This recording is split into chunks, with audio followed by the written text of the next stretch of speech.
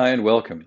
It's the third Sunday of Advent, and it's time for us to light our third candle on the Advent wreath.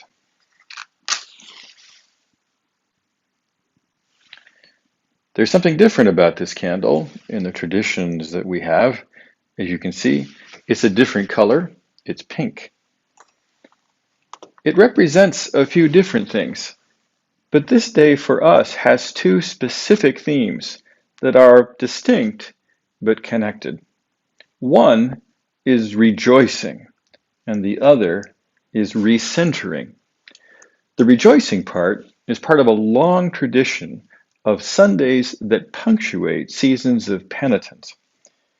In Advent, it's this third Sunday, which traditionally was known as Gaudete Sunday. It came from the Latin gaudete, which means rejoice.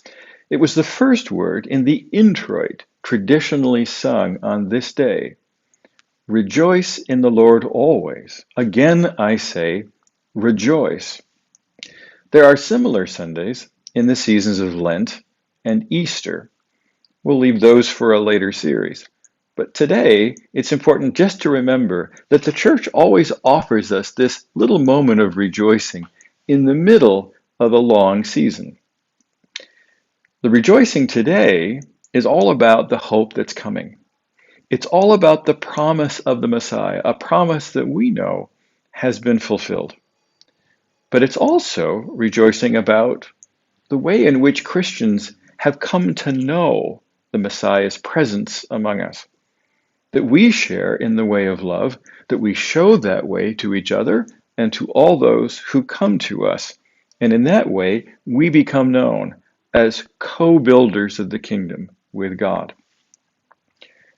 There's a second theme for today, and that theme is recentering. One of the ways that we can best see it is to recall the story of John the Baptist responding to those around him that we heard in the gospel this morning. There was a man sent from God whose name was John. He was not the light, but he came to testify to the light that was coming into the world, which would enlighten everyone. John does a pretty remarkable thing if you set it against the expectations of this world. He's a guy with a following. He's got buzz. He's an influencer.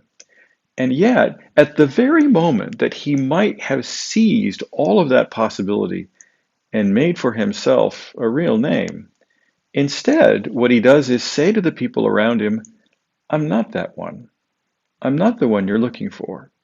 He puts himself out of the center and opens that space for the coming of the Messiah, the true light, which will lighten the world.